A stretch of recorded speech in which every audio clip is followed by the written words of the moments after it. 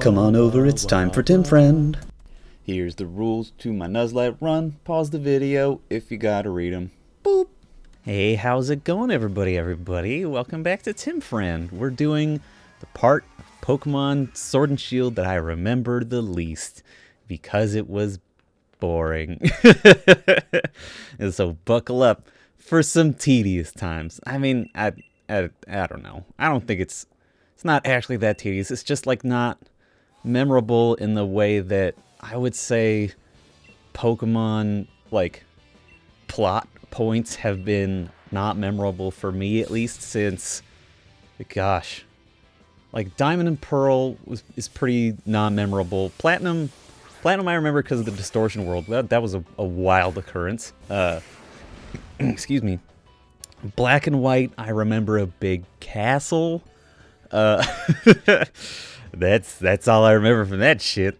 Let's see. X and Y, I remember the town getting, like, having the buildings knocked over, which was very funny.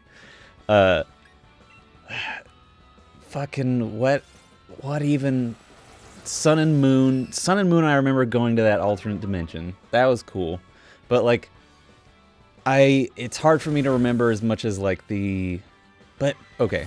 So I was gonna say that it's hard for me to remember those as much as I remember like going to the volcano in Ruby and Sapphire and fighting the Team Magma or Aqua admin over the near like the meteorite machine or whatever, and then like fighting them in like a cave below Sutopolis or whatever the fuck it's called, or seeing like the weather transform as Kyogre or Groudon was awakened.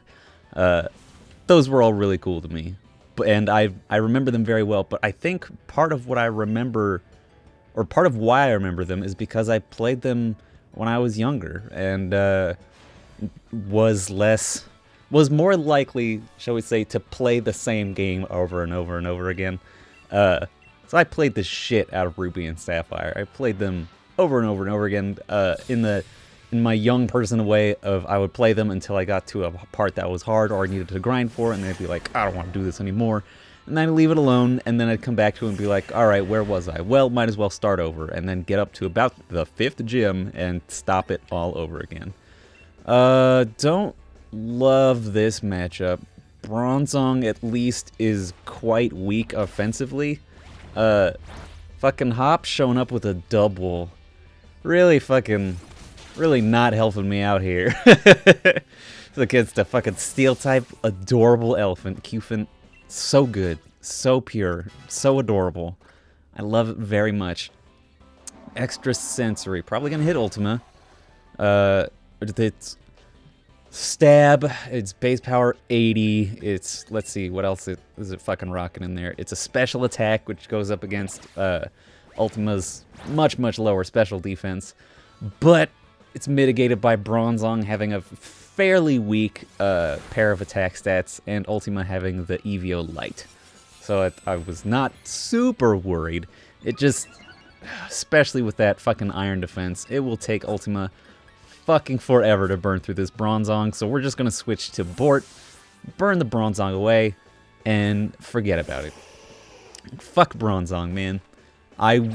If there's one thing I will always remember about Diamond and Pearl and Platinum, I have no doubt that I've talked about this in the fucking Platinum run-through, but the lack of Fire-type Pokemon and the introduction of Bronzor and Bronzong in Diamond and Pearl was such a, like, I remember that more than I remember, like, Team Galactic. I remember being frustrated by how hard it was to crack open these iron bells more than the plot of the game. But that's Pokemon. I love that pouty face. These pouty employees. That's cute. Alright, well, God, there's something that's always like taken out of the threat of these guys where it's like, we're gonna destroy the world, or we're gonna make it rain all the time or whatever like that.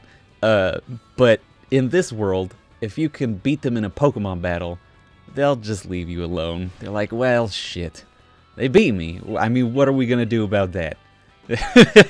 That's like, it's not like, well, I could just sort of physically stop you. You're a child, and I'm a grown adult.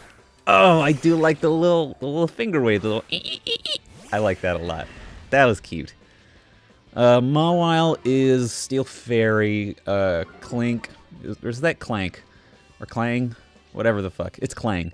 We're just gonna pop off an Earthquake. If Hop's gonna heal us all back to full after every fight, might as well just drop the bomb on these steel types. I do appreciate that there are enough steel types that we can have a sort of themed team like this again, and have it not seem like they're just fucking using, I don't know, Camerupts the entire time or whatever. But it's theoretically cool. A lot of the stuff here in the plot of this game is kind of just theoretically cool. Like, you get the sort of the mystery of the one hero being two heroes and the heroes being Pokemon or something like that. Like, that's theoretically cool, and the fact that you keep seeing like mysterious events happening where like you don't know what they are, and you can't really put the pieces together until the end of the game. That's theoretically cool. But in practice, I mean, I've bitched about it before. I'll bitch about it again, because that's what we're doing. We're doing the plot. I feel like I have license to complain about it at this point in the game. Excuse me. But in practice, it just means like you're getting boring information that's slowing you down, keeping you from playing Pokemon. At least when you're fighting like Team Galactic or Team Magma or Team Aqua, Team Plasma, whatever. When you're doing that, you're still playing Pokemon. Like, you're still having Pokemon battles. But in this, it's just like you get some info dumps that you don't know what to do with for a long time. And then when you get them, you play a little bit of Pokemon, and then you're back to the main part of the game, which is fucking becoming the Pokemon champion. And it just makes the info dumps feel useless. It's like, there are so many games, like, I don't know, like a BioShock, like a fucking Mars Effect, where it's, that was a spicy meatball. Stun Fisk.